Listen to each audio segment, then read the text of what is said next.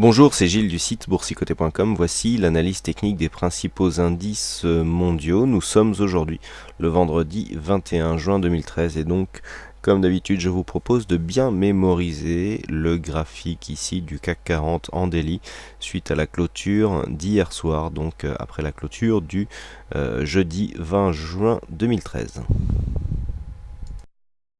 Nous commençons tout de suite par le DAX. Donc le DAX qui, suite à cette forte phase de hausse ici, a marqué un point haut à 8557,90 avant de commencer à consolider un petit peu comme tous les autres indices européens.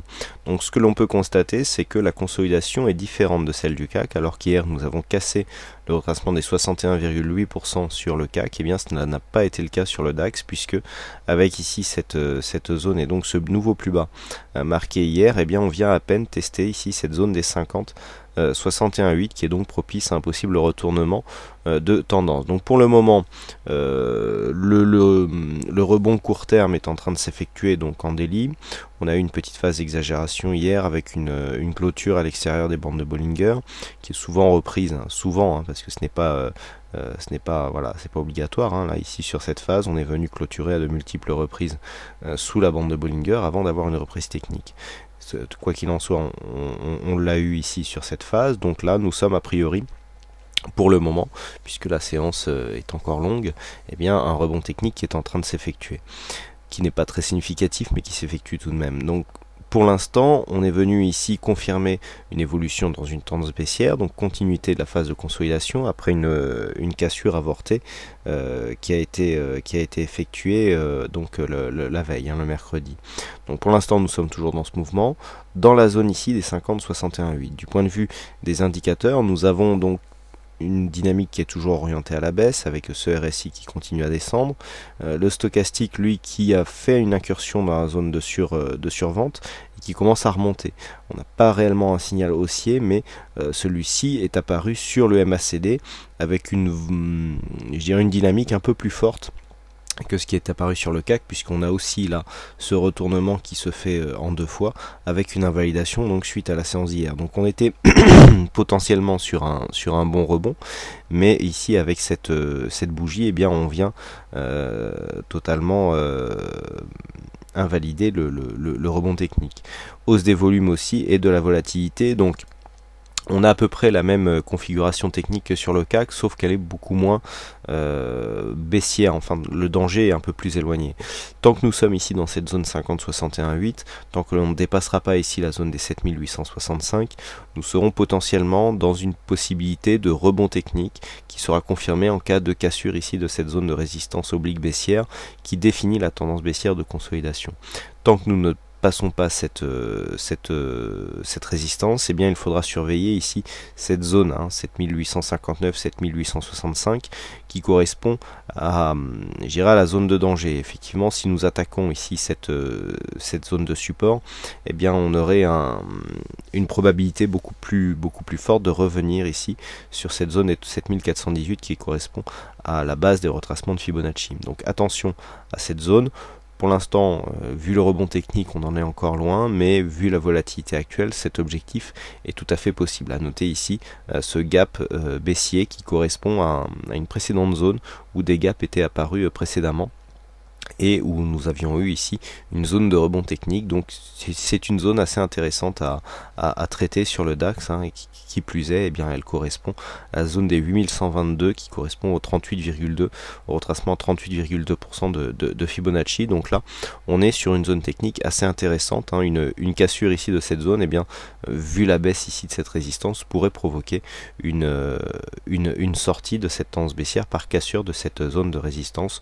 Donc autre zone à surveiller ici, la zone des 8122.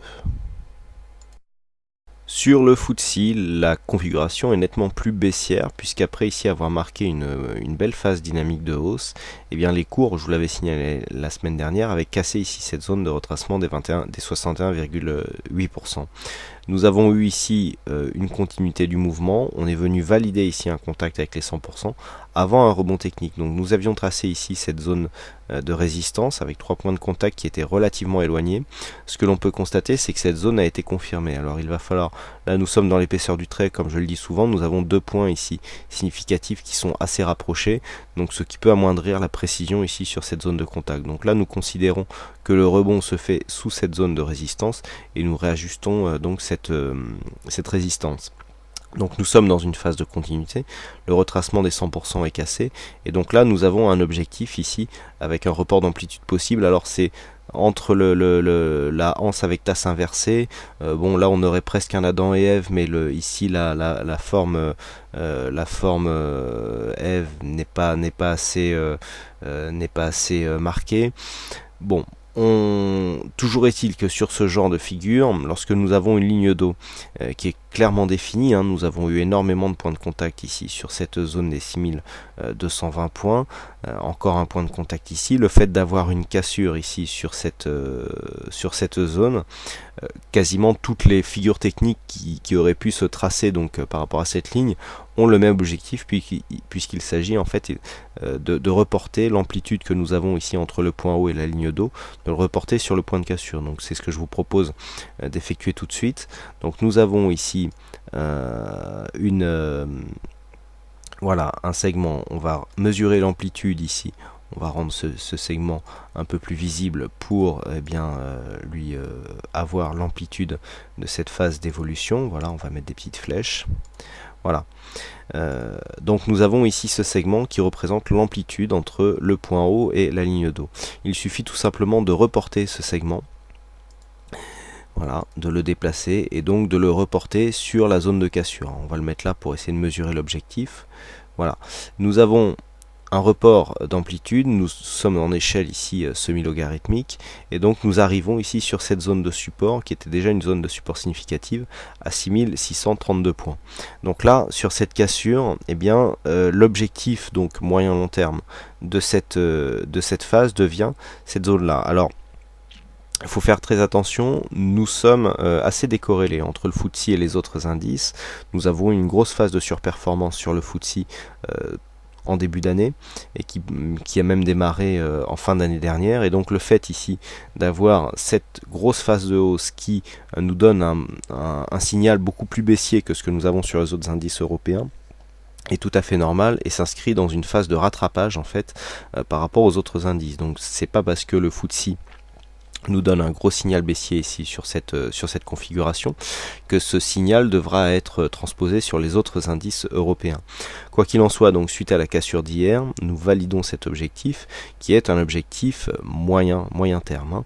Donc ici objectif à 5632 points. Sinon du point de vue de la configuration technique et notamment par rapport aux indicateurs, nous sommes toujours ici dans une dynamique baissière. On a eu une belle phase de survente ici qui est en train de se redresser. Le MACD nous a envoyé des signaux de rebond déjà depuis un petit moment, mais qui sont restés sans effet, qui n'ont pas été relayés sur les cours. Et nous avons là aussi une hausse de la volatilité. Hausse de la volatilité donc qui est logique, puisque nous avons une phase de baisse qui est en train de se mettre en place. Et ce qui est caractéristique, je dirais, des phases de panique. Et bon, le fait aujourd'hui d'avoir une séance à 4 sorcières sur certains indices européens devrait aussi se répercuter sur le FTSE. Donc du point de vue de cette phase de configuration, nous avons vu quand même que la baisse a été relativement forte. On a ici marqué un rebond technique, on a confirmé la résistance baissière. Tant que nous restons sous cette résistance baissière, eh bien nous sommes dans un mouvement très dynamique, avec une baisse ici qui a été très rapide. Donc le prochain objectif immédiat à court terme se situe à 6090 points. C'est une zone donc d'objectif qui est assez importante. Et puis en cas de cassure, eh bien, nous avons des objectifs intermédiaires à 5970 et 5766 points. Voilà, avec donc un objectif moyen long terme qui se situe à 5632 points. Alors pour invalider maintenant ce mouvement, il faudrait repasser au-dessus de cette zone de point haut, à savoir les 6397 points. Nous passons maintenant aux indices américains avec le S&P 500. Donc le S&P 500 qui était lui aussi dans une phase de consolidation puisque nous avions ici cette zone de range haussier avec une sortie qui s'était faite en deux fois. On avait eu une petite attaque ici, première alerte, retour de la dynamique haussière avec une seconde sortie, donc là beaucoup plus significative, puisque je vous le rappelle, nous avions eu ici cette phase de sortie, ici un retour donc sous l'ancien support comme une résistance, et ensuite le fait que l'on s'écarte, je vous avais dit qu'il fallait attendre ici une confirmation qui viendrait sur une cassure de cette zone de point bas qui se situe à 1598 points. Et bien la confirmation est arrivée hier, puisque le S&P 500 a clôturé ici sur cette trendline. Alors trendline qui n'a rien à voir ici sur cette phase de clôture, c'était juste pour matérialiser une dynamique baissière. Nous avions ici une dynamique baissière et nous avions un rebond qui se faisait justement. On avait eu refranchissement ici, thèse de la résistance, et ensuite on avait retrouvé cette zone comme un support. Donc la configuration était telle que on pouvait vraiment partir dans les deux sens sur cette phase, à savoir soit on revenait ici sur les plus hauts, et dans ce cas là on réintégrait une autre tendance haussière avec une dynamique différente, soit on venait confirmer ici la cassure de cette zone des 1598 points, et dans ce cas là on partait sur une phase de consolidation. C'est bien sûr le deuxième scénario qui est en train de se mettre en place, avec donc un S&P 500 qui accentue sa phase de consolidation par rapport à la phase directe. Je dirais, bien nous avons cassé ici le 61,8% de Fibonacci, ce qui nous ramènerait donc mécaniquement sur la zone de retracement à 100% qui se situe à 1536 points. Sur la vue moyen terme, nous pouvons maintenant tracer la phase de consolidation donc sur l'intégralité de la tendance, puisque nous avons trouvé un point haut significatif. Et ce que nous pouvons remarquer, c'est que, alors on va enlever ces Fibos pour gagner un petit peu en lisibilité, voilà, c'est que la précédente phase ici de consolidation, qui était une phase de test, était venue tester cette zone des 23,6%. Là, le fait d'avoir cassé cette zone, et bien maintenant l'objectif se situe sur cette zone des 1556 points sur le S&P 500 pour atteindre donc le retracement des 38,2%.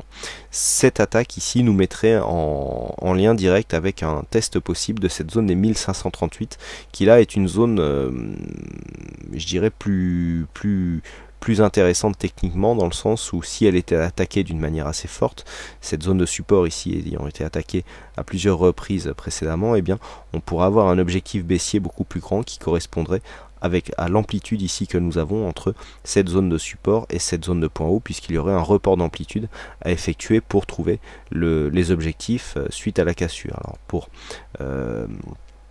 Alors on va retracer, donc c'est un petit peu le même mécanisme que ce que nous avions sur le FTSE, pour ceux qui ont regardé l'analyse donc du FTSE. Voilà, donc nous avons un segment que nous allons configurer pour avoir une meilleure visibilité. On épaissit et on met des flèches pour matérialiser l'amplitude. Voilà. Et donc le but maintenant, c'est de capter ici ce segment pour le déplacer et donc le reporter ici sur avec le haut de la flèche sur la ligne d'eau. Et donc nous avons un objectif proche des 1400 points, 1402 points. Donc le fait de venir ici tester cette zone des 1538 nous enverrait mécaniquement sur un objectif qui se situe à 1432 points.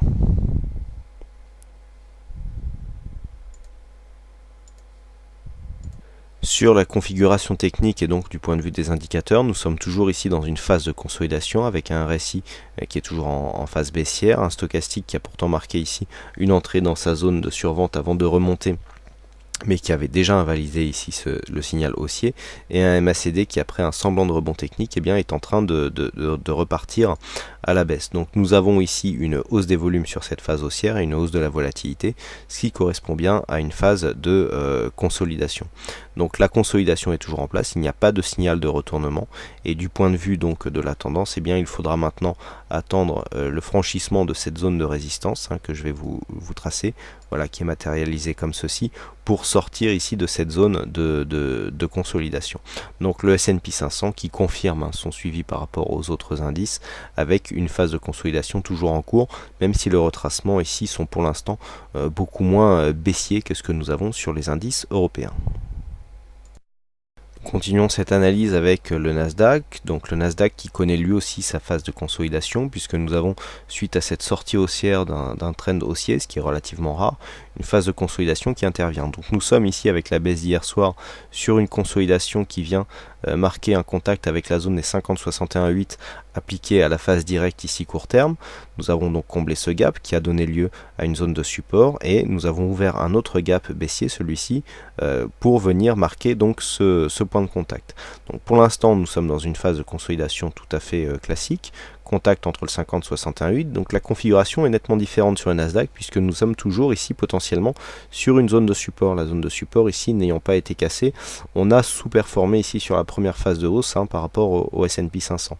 Du point de vue des indicateurs, donc nous avons toujours une poursuite baissière là aussi sur le stochastique, sur le RSI, même si le stochastique est en train de nous lancer un faux signal haussier qui a déjà été invalidé à 2 reprises, et idem ici pour le MACD qui tendrait à nous donner ici une phase de rebond technique. Des volumes qui montent sur les séances haussières avec une hausse de la volatilité, donc ce qui est typique d'une phase de consolidation. Donc on le voit, une configuration relativement proche ici des S&P 500, mais qui est moins baissière, je dirais que le S&P 500 avec ici cette phase de consolidation tout à fait contenue. Nous terminons cette analyse avec le Nikkei, donc le Nikkei qui connaît lui aussi une phase de consolidation, donc phase de consolidation qui a été beaucoup plus rapide sur la première, notamment sur cette première partie. Nous avons donc cassé ce support et puis s'en est suivi une phase de baisse qui était assez continue. On s'inscrit assez régulièrement donc sous cette moyenne mobile 20 exponentielle suite à des attaques prononcées sur la bande de Bollinger inférieure. Quoi qu'il en soit, par rapport aux points bas ici qui ont été marqués le 13, nous sommes plutôt sur une dynamique court terme plutôt haussière, qui n'est pas confirmée puisqu'il n'y a pas encore eu cassure de cette zone des 3550, mais nous sommes toujours en phase de consolidation. Sur les indicateurs, nous sommes quand même dans une phase beaucoup moins dynamique. Le RSI ici a une course relativement stable. Nous avons un stochastique qui est rentré en zone de survente et qui est en train de ressortir en lançant un signal haussier de rebond technique. Idem pour le MACD. Nous avons donc depuis ici cette zone premier point bas, deuxième point bas, des cours qui tentent à remonter. À noter que les futurs, au moment où je fais cette analyse, sont plutôt dans une phase de continuité, de retour ici sur la zone des 13 550. On n'a pas répercuté la forte baisse qu'il y a eu sur les marchés américains et européens hier. Donc pour l'instant plutôt sur une phase de rebond, une hausse de la volatilité là aussi caractéristique des phases de consolidation. Donc sur le Japon les choses sont différentes. Nous avons ici une phase de consolidation sur la tendance moyen-long terme qui a dépassé le 38,2 mais qui n'a pas encore atteint ici la zone des 50-61,8. On est en train de marquer un rebond technique. Alors tant que l'on reste ici sous cette moyenne mobile 20 exponentielle, le rebond n'est que technique. Et donc ça il faut en tenir compte. Et naturellement une cassure ici de cette zone des 12 400 remettrait une dynamique baissière sur cette tendance, avec donc une possible continuité de la phase de consolidation. Par contre, si les cours revenaient ici au-dessus de cette zone des 13 550 et cassaient cette zone des 13 711 qui correspond au dernier plus haut significatif, il y aurait une confirmation du rebond technique avec comme premier objectif ici 13 974 et à terme un retour sur les précédents plus hauts. Mais pour l'instant nous en sommes loin, nous sommes toujours ici dans une phase de consolidation et même si les indicateurs nous donnent un rebond technique probable, il n'est pas encore totalement visible sur les cours, donc peut-être en phase je dirais presque de recovery par rapport à cette phase ici de baisse qui, on peut le remarquer pour l'instant, marque un point bas proche de cette zone de point haut ici qu'avait connu le Nikkei avant de connaître une accélération avec ici inscription d'un gap haussier et donc continuité d'une dynamique. Voilà ce que l'on peut dire sur ces analyses techniques des principaux indices mondiaux. Il ne me reste plus qu'à vous souhaiter à toutes et à tous une bonne séance, bonne chance dans vos prochains trades et on se retrouve donc dès ce soir pour toutes les autres analyses techniques du site boursicoté.com que vous pourrez comme d'habitude retrouver en vidéo. Bonne séance à tous et à ce soir.